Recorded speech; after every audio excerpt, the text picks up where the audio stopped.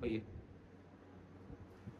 Hello दोस्तों, मैं जगत कुमार इस जेपी पाठशाला 2.0 प्लेटफॉर्म पर आप सभी का स्वागत करता हूं। ठीक है, आइए हम सभी आज पढ़ेंगे ट्रिगोनोमेट्री का पार्ट 4।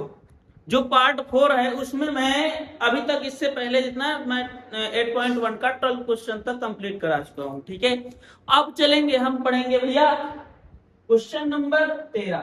जो क्वेश्चन नंबर 13 है उसे पढ़ा जाएगा। ठीक है, 13 नंबर है क्या यहाँ पर देखिएगा, 13 नंबर की बात करता हूं। ठीक है, 13 नंबर यहाँ पर देखिए, त्रिभुज एबीसी में जिसका कोण बी समकोण है, यदि tan a बराबर 1/√3 है, तो यहाँ पर एक हम लोग क्या बनाते भैया, समकोण त्रिभुज। ठीक है, यहाँ पर मुझे समकोण त्रिभुज बनाना पड़ेगा। क्यों भाई, क्यों समकोण त्रिभुज बनाना पड़ेगा? यहाँ देखिएगा, कलर चेंज कर दिए थे, कलर कलर ब्लैक। ठीक है भाई, यहाँ पर देखिएगा हम लोग करेंगे क्या, एक समकोण त्रिभुज बनाएंगे। क्यों? क्योंकि यहाँ पर ए भी आपका दिया है और सी भी दिया है, इसलिए हम लोग क्या करेंगे भाई, यहाँ पर अलग अलग क्या करेंगे, अलग अलग कोण दिए हैं, इसलिए समकोण त्रिभुज बना लेंगे। ठीक है, अब समकोण त्रिभुज बन गया। यहाँ पर ए और सी क्या है, मेरुकोण कोण, जिसका बी समकोण है, तो यहाँ पर मैं बी को 90 डिग्री रखता हूँ। ठीक है, और यहाँ पर ये क्या है भैया, ए सी रख लो, इसको ए रख लो। ठीक है, ए बी सी, एक समकोण त्रिभुज बन गया। अब उसके बाद कहा साइन ए cos सी, साइन cos ए साइन सी, ये सारी वैल्यू दी है। तो हम क्या करेंगे भाई, त्रिभुज बी का समकोण है और tan a बराबर 1/√3 ये दिया है, तो हम लिख देंगे यहाँ tan a = 1/√3। ठीक है, इतना tan = 1/√3। अब यहाँ जब इतना है, tan बराबर क्या होता है, लंब बटे क्या होगा, आधार। लंब बटे क्या है, आधार। अब बात करते हैं, पहला लंब कितना है, 1 है, आधार √3 है। तो यहाँ लंब ना पता है ना आधार पता है, लेकिन आधार लंब पता है, ए है ना। अगर ए आपका थीटा है तो ये क्या है, लंब है। ये क्या है, आधार है। हम क्या करते हैं, लंब की वैल्यू यहाँ एक रख लेते हैं, बीसी का मान 1 है, √3 अर्थात आधार AB का मान कितना है, √3। इतना हो गया। ठीक है, अब मुझे कर्ण की वैल्यू पता कर लेनी है, फिर उसके बाद चाहे जिसका मान निकाले भाई। ठीक है, तो हम कर्ण की वैल्यू पता करेंगे किससे, हमें पता है पाइथागोरस प्रमेय से। जो पाइथागोरस प्रमेय है, ये क्या है भाई, पाइथागोरस प्रमेय। ठीक, पाइथागोरस प्रमेय से क्या है भाई, यहाँ पर जिसमें त्रिभुज एबीसी में, ये त्रिभुज एबीसी में पाइथागोरस प्रमेय से क्या होगा, कर्ण का वर्ग बराबर लंब का वर्ग प्लस आधार का वर्ग। ए भैया, ये ऑलरेडी कर्ण है आपका, तो हम लोग क्या करेंगे, यहाँ कर्ण दो कर्ण लिखेंगे। लंब की वैल्यू कितनी है, 1, मैं 1 का वर्ग करूंगा, प्लस आधार कितना है, √3, तो √3 का मैं वर्ग करूंगा। बात समझ में आ रही भाई? अब उसके बाद कर्ण बराबर क्या हो गया, 1 का वर्ग 1 है, और √3 का वर्ग से रूट कैंसिल, कितना बचने वाला भाई, 3। तो 3 एक कितना हो गया, यहाँ देखो वर्ग लगे रहेंगे भाई, 3 एक कितना हो गया, 4, और ये वर्ग है इधर आएगा, अंडर रूट में हो जाएगा। कर्ण की वैल्यू कितनी आ गई भैया, 4 कहां से भी 2 आएगा। क्या है भैया, 2, क्योंकि 2 दूना 4 होता है। ठीक है, √4 की वैल्यू 2 आएगी। जब कर्ण की वैल्यू 2 आ गई, तो मुझे इन सारे की वैल्यू पता करनी है भाई। साइन सी है, तो साइन सी के लिए क्या हो जाएगा, cos सी के लिए क्या हो जाएगा, ए के लिए तो पता हो गया भाई, ए के लिए ये सारी चीजें हैं। ये किसके लिए है भैया, ए के लिए, कोण ए के लिए यहाँ पर दिया गया है। लेकिन यहीं पर मैं निकाल लेता हूं किसके लिए भैया, जो आपका सी है, सी के लिए एक कोई त्रिभुज बना लीजिएगा। ठीक है, यहाँ बनता है क्या, कोण सी के लिए, इसको सी मानते हैं, इसको क्या है, बी है भैया, ये ए। तो यहाँ सी के लिए कौन थीटा होगा, ये थीटा होगा।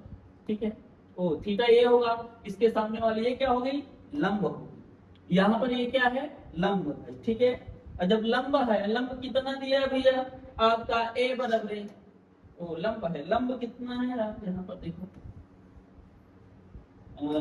लंब आपका ए बराबर लंब बराबर √3 दिया है, ठीक है। और कर्ण तो आपकी ऑलरेडी यहाँ 2 आ गई है, ठीक है। कर्ण की वैल्यू कितनी है, 2 निकाल लिया मैंने। और लंब यहाँ पर ये आधार हो गया, आधार बराबर ए, अर्थात इसमें आधार और लंब यहाँ पर ये किसके लिए है, कोण सी के लिए, कोण सी के लिए मैंने तैयार कर लिया है, ठीक है। यहाँ देखो ये 2 चीजें हैं भाई, एक कोण ए के लिए है, ये कोण सी के लिए। अब यहाँ पर आ जाइए, tan a बराबर 1/√3 इतना दिया है, तो यहाँ sin a cos c सब की वैल्यू निकाल लेते हैं। sin a बराबर क्या होगा, sin a बराबर क्या होगा, लंब बटे कर्ण। तो जहां हम कोण ए लिए, कोण ए के लिए, तो लंब कितना है, 1 है, कर्ण कितना है, 2, तो 1/2 लगेगा।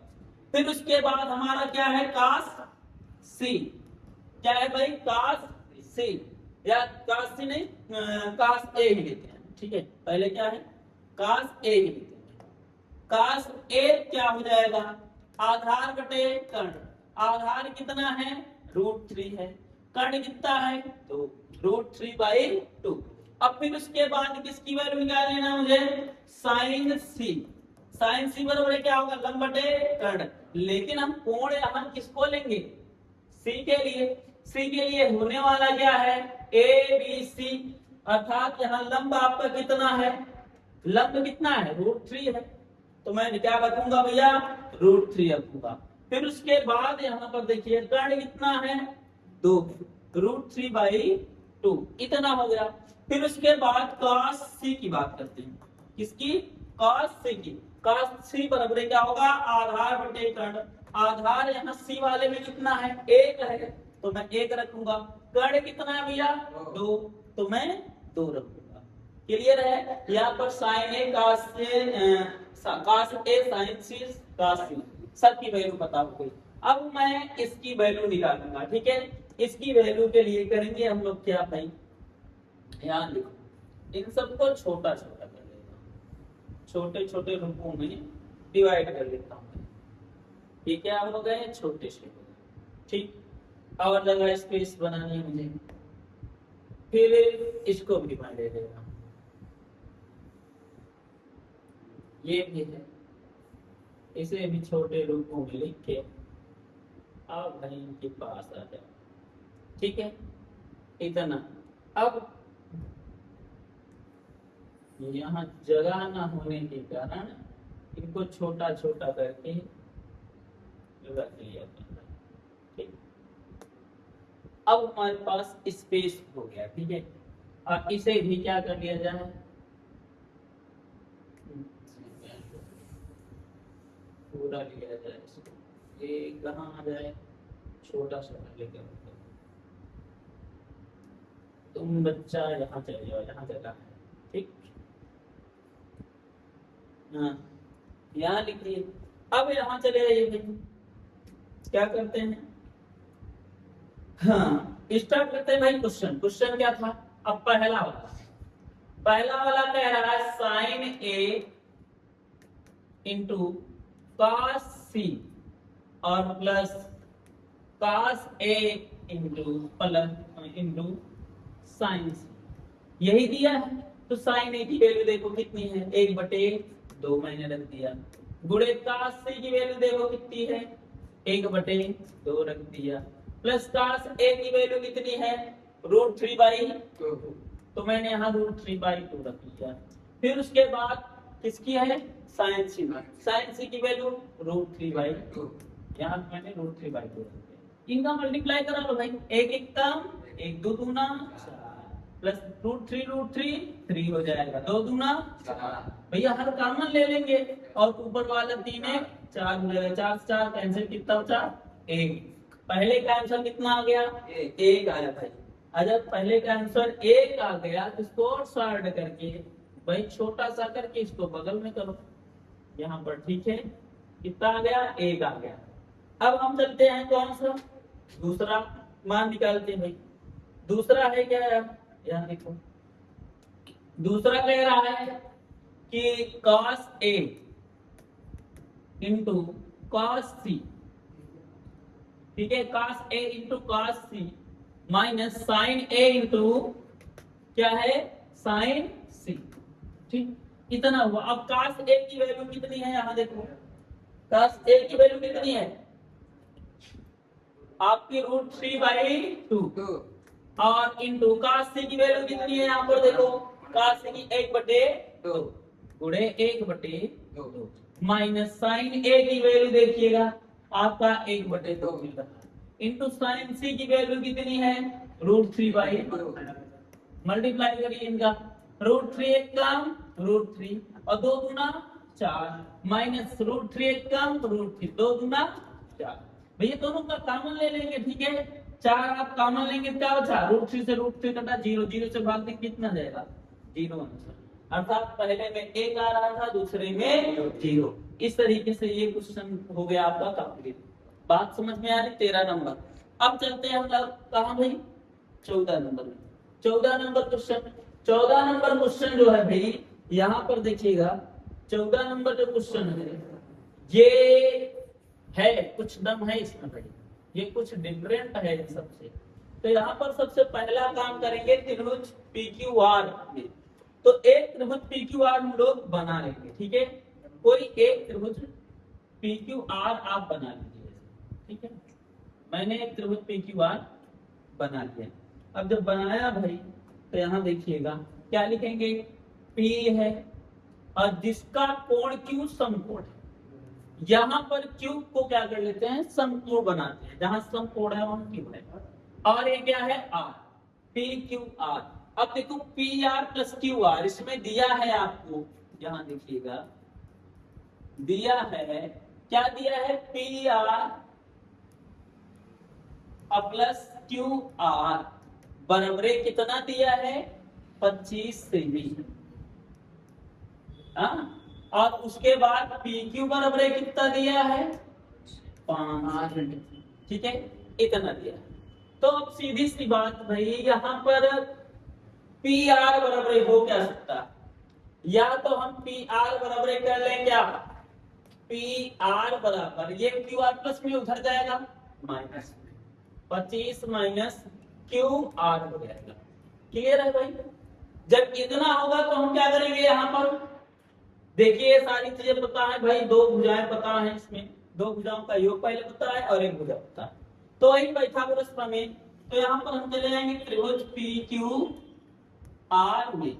जब इसमें आए तो क्या निकालना है, आप sin P cos P tan P की वैल्यू याद करनी है, अर्थात थीटा इसको मानना है मुझे ना, ये लंब हो गया, ये क्या आधार हो गया, ये क्या हो गया कर्ण हो गया, यही चीजें हैं। तो वही त्रिभुज PQR में क्या लिखेंगे पाइथागोरस प्रमेय, ठीक है, पाइथागोरस प्रमेय से। अब पाइथागोरस प्रमेय क्या है भैया, यहाँ पर कर्ण का वर्ग बराबर लंब का वर्ग प्लस आधार का आधार। कर्ण की वैल्यू कितनी दी गई है, क्यों पता नहीं है भाई, हम PR को लिख सकते हैं कर्ण, कर्ण क्या है भैया यहाँ पर PR है, इसका मैं होल स्क्वायर लिखूंगा। लंब की वैल्यू कितनी है QR है, मैं QR का वर्ग करूंगा, अब प्लस आधार कितना है आपका PQ का वर्ग करूंगा, ठीक है। यहाँ पर PR के स्थान पे क्या लिख सकता हूँ, तो क्या PR के स्थान पर 25 माइनस QR, तो यहाँ 25 माइनस QR का होल स्क्वायर बराबर QR, तो यहाँ पर QR मैंने लिखा उसका होल स्क्वायर कर दे रहा हूँ। PQ बराबर कितना है 5, तो मैं 5 का वर्ग कर दे रहा हूँ, ठीक है भाई। अब यहाँ A माइनस B का होल स्क्वायर, तो यहाँ पर A माइनस B का होल स्क्वायर अर्थात क्या होगा 25 25 में 625, तो भाई मैंने A का वर्ग कर दिया 625, ठीक है, यहाँ मैं 625 कर रहा हूँ। फिर उसके बाद यहाँ प्लस लिखेंगे, QR का क्या करेंगे होल स्क्वायर, फिर उसके बाद माइनस लिखूंगा मैं, माइनस क्या होगा 2 गुणे 25 गुणे QR बराबर में क्या था आपका QR का होल स्क्वायर प्लस 25। देखो यार कुछ कट रहा है, एक QR का होल स्क्वायर से QR का होल स्क्वायर खत्म हो गया भाई। जब इतना एक खत्म हुआ तो यहाँ देखो क्या होता है 625, यहाँ क्या बचा है माइनस 25 गुना 50, ठीक है, तो हम लोग यहाँ से कर देते हैं इसको, थोड़ा सा टाइप कर देते हैं।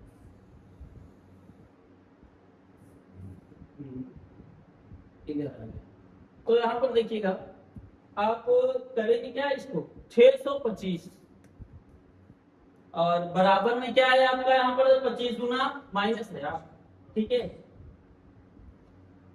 तो यहाँ पर लिखेंगे क्या माइनस 25 गुना 50 क्यू आर बराबर क्या हो जाएगा आपका 25। आइए आपका प्लस में उधर जाएगा माइनस, तो -50 क्यू आर बराबर क्या आ गया 25 -625। भैया क्यू आर बराबर होगा क्या -600 बचेगा, 625 में 25 को घटाऊंगा -600 बचेगा। ये आपका 50 गुणे में है, इधर आएगा भाग, 0 से 0 कट देगा, माइनस से माइनस कटा, अब 5 बराबर में 60, अर्थात क्यू आर की वैल्यू आ गई 12 सेमी। कितनी आ गई भैया 12 सेमी। जो क्यू आर की वैल्यू 12 सेमी आ गई, क्यू आर बराबर आपको मिल गया 12 सेमी। और अब निकालना किसको है पी आर, क्योंकि पी क्यू की वैल्यू तो आपको ऑलरेडी पता है 5 सेमी, तो ये कितनी हो जाएगी 13 हो गया है, निकालो भाई। तो पी आर बराबर क्या हो जाएगा यहाँ पर देखो, पी आर बराबर 25 माइनस क्या होगा क्यू आर की वैल्यू 12, घटाएं कितना बचेगा 13 सेमी। तो ये कितना आ गया भैया 13 सेमी। समझ में आया। अब उसके बाद sine P cos P tan P इनकी वैल्यू याद करनी, तो क्या करो भाई साइन पी यानी कि तब साइन पी बराबर क्या हो जाएगा आपका लंब बटे कर्ण। लंब कितना है क्यू आर कितना दिया 12 और कर्ण कितना है 13, कितना हो गया। फिर उसके बाद किसकी वैल्यू याद करनी है cos p की। cos p बराबर क्या होता है भैया आधार बटे कर्ण, आधार कितना है 5, तो 5 बटे कर्ण कितना है 13, तो मैं 13 कर दे रहा हूं। फिर उसके बाद क्या है tan p, क्यों भाई tan p बराबर क्या है यहाँ पर देखो tan p बराबर क्या होगा हाँ लंब बटे आधार, लंब की वैल्यू कितनी है 12, आधार कितना है 5, तो 12 बटे 5 इतना आ गया sine P cos P tan P, इन सब की वैल्यू मुझे पता होगा। इस तरीके से ये रहा आपका 14 नंबर क्वेश्चन, इस तरीके से हो गया भाई। नेक्स्ट अगले चालू हो गया। ये रहा आपका 15 नंबर क्वेश्चन। 15 नंबर में क्या है बताइए, निम्नलिखित कथन सत्य है असत्य कारण सहित अपने उत्तर की पुष्टि कीजिए। तो यहाँ देखिए tan a का मान क्या होता है भाई, tan a का मान 1 से कम होता है। अब 1 से कम होने का मतलब यहाँ देखिएगा, जैसे यहाँ पर tan 60 होता है, tan 60 का मान ही क्या होता है √3 आपकी √3 की वैल्यू 1.732 ऐसे होती है, अर्थात 1 से क्या होती है अधिक होती है। और जब 1 से अधिक होती है तो यहाँ पर ये क्या हो गया भैया असत्य हो गया, ये क्या है असत्य, ठीक है। अब उसके बाद बात करते हैं कोण ए के किस मान के लिए sec a बराबर 12/5 होगा, अर्थात sec a बराबर कर्ण बटे होता है आधार। तो कर्ण आपका सदैव क्या होता है बड़ा होता है, तो ये जब बड़ा होता है तो आपका ये 12 क्या होगा बड़ा ही है 5 से, तो आधार से बड़ा है, तो यहाँ पर ये क्या होगा राइट। कोण ए के किसी मान के लिए से के बराबर 12/5 हो सकता है, ये क्या है भैया सत्य है, ठीक। फिर उसके बाद कास ए कोण ए के कास्टेंट के रूप में के प्रयुक्त संक्षिप्त रूप है ना दोस्त। कास्टेंट जो होता है वो किसका होता है कासेट का होता है, और कास का क्या होता है कोसाइन, क्या होता है कोसाइन, कास का क्या होता है कोसाइन, इसलिए ये भी क्या है आपका असत्य है, ठीक है। फिर उसके बाद काट ए की बात करते हैं, काट ए और ए का गुणनफल होता है, नहीं ये गुणनफल नहीं होता है, लिखा जाता है इस रूप में लेकिन ये गुणनफल नहीं होता है, इसलिए क्या भाई असत्य, ठीक है। फिर उसके बाद बात करते हैं किसी भी कोण थीटा के लिए साइन थीटा बराबर है 4/3।